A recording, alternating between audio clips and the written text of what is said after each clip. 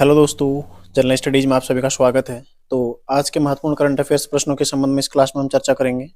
सबसे पहला प्रश्न है, देखो, हाल में उत्तराखंड विधानसभा द्वारा राज्य आंदोलनकारी कारियों एवं उनके आश्रितों को राज्य सेवा में आरक्षण से संबंधित विधेयक पारित किया है। इसके अंतर्गत कुल कितने प्रतिशत आरक्षण का प्रावधान है? ठीक है, तो राज्य आंदोलनकारियों के लिए कुल कितने प्रतिशत आरक्षण का प्रावधान इसमें किया गया है? 10%। ठीक है, जो राज्य आंदोलनकारी रहे हैं या फिर उनके आश्रित, केवल एक आश्रित को इसमें इसका लाभ मिलेगा। ठीक है, तो कुल 10% आरक्षण का प्रावधान इसमें रखा गया है। जो राज्य सेवा यानी कि जो भी भर्तियां आएंगी उनमें 10% आरक्षण राज्य आंदोलनकारी कार्यों या फिर उनके आश्रितों को मिलेगा। ठीक है, ये आपने ध्यान रखना है।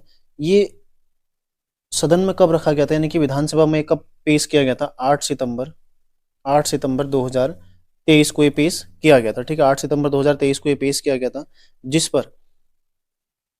पर प्रवर समिति का गठन किया गया था। ठीक है, प्रवर समिति जो कि अस्थायी समिति होती है ना, अस्थायी एक प्रवर समिति का गठन किया गया था। प्रवर समिति की रिपोर्ट के पश्चात, ठीक है, प्रवर समिति की रिपोर्ट के पश्चात इसको पुनः जो रिपोर्ट थी उसको संसदीय कार्य मंत्री प्रेमचंद्र अग्रवाल द्वारा सदन में पेश किया गया और इसको 7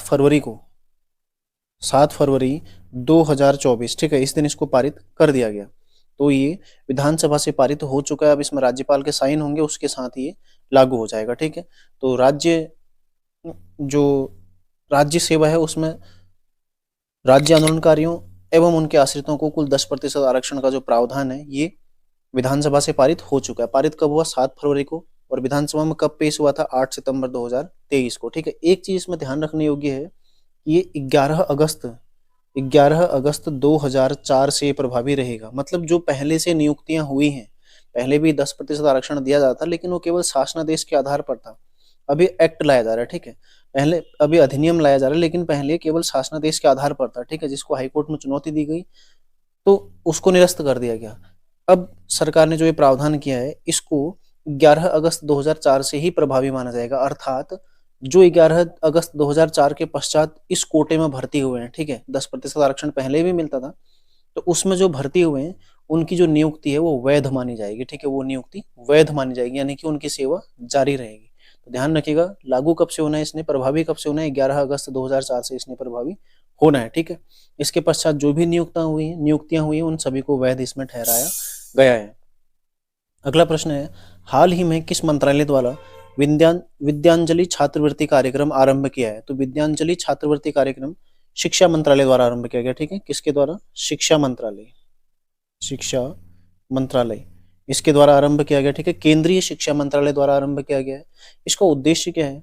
देखो, इसका उद्देश्य क्या है? एक तो गुणवत्ता मूलक शिक्षा, ठीक है, मतलब अच्छी शिक्षा उपलब्ध कराना, गुणवत्ता शिक्षा की गुणवत्ता बेहतर करना। ठीक है, गुणवत्ता मूलक शिक्षा। और दूसरा उच्च शिक्षा तक पहुंच, उच्च शिक्षा तक पहुंच। ठीक है, उच्च शिक्षा तक पहुंच, यानी कि जो संसाधन विहीन है, जो उच्च शिक्षा से वंचित रह जाते हैं, उन तक पहुंचना और गुणवत्ता मूलक शिक्षा उपलब्ध कराना। ठीक है, अब जो संसाधन विहीन है उनके लिए जरूरी है कि कुछ न कुछ उन्हें आर्थिक सहायता हो, तो इस छात्रवृत्ति के माध्यम से आर्थिक सहायता उपलब्ध कराई जाएगी। ठीक है, छात्रवृत्ति कार्यक्रम में, तो इसके माध्यम से ये उच्च शिक्षा फिर ग्रहण कर पाएंगे। तो गुणवत्ता मूलक शिक्षा और उच्च शिक्षा तक पहुंच बढ़ाना सभी की, ये क्या इसका उद्देश्य है। ठीक है, तो केंद्रीय शिक्षा मंत्रालय द्वारा इसको आरंभ किया गया है।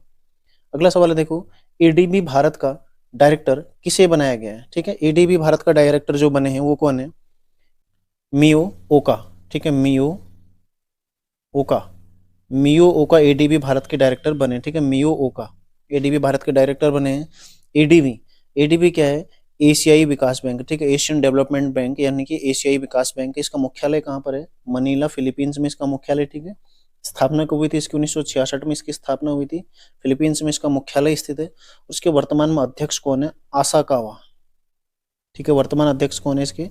आसाकावा अध्यक्ष हैं। जबकि भारत के लिए डायरेक्टर कौन बने इसमें? मियो ओका। ठीक है, भारत के डायरेक्टर कौन बने इसमें? अभी एडीबी भारत के डायरेक्टर मियो ओका बने। ठीक है, ध्यान रखिएगा, 1966 में इसकी स्थापना हुई थी एडीबी की। कई बार ये प्रश्न बन जाता है। अगला प्रश्न देखो, आईसीसी टेस्ट रैंकिंग में पहले स्थान पर पहुंचने वाले भारत के तेज गेंदबाज कौन बने हैं? पहले तेज गेंदबाज, मतलब अब तक के पहले तेज गेंदबाज हैं जो आईसीसी की टेस्ट रैंकिंग, ठीक है, ध्यान रखिएगा, टेस्ट रैंकिंग, टेस्ट क्रिकेट में पहले स्थान पर पहुंचने वाले भारत के तेज गेंदबाज कौन बने हैं? जसप्रीत बुमराह, ठीक है, जसप्रीत बुमराह।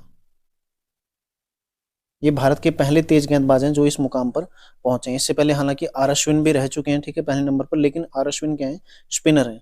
तो पहले तेज गेंदबाज कौन बने, जसप्रीत बुमराह, जो कि तेज गेंदबाज हैं। आईसीसी की टेस्ट रैंकिंग में पहले स्थान पर पहुंचने वाले ये पहले गेंदबाज हैं, ठीक है, तो ध्यान रखिएगा। आज के करंट अफेयर्स में इतना ही, तो मिलते हैं नेक्स्ट क्लास में, ठीक है। तैयारी आप लोग करते रहिए। धन्यवाद।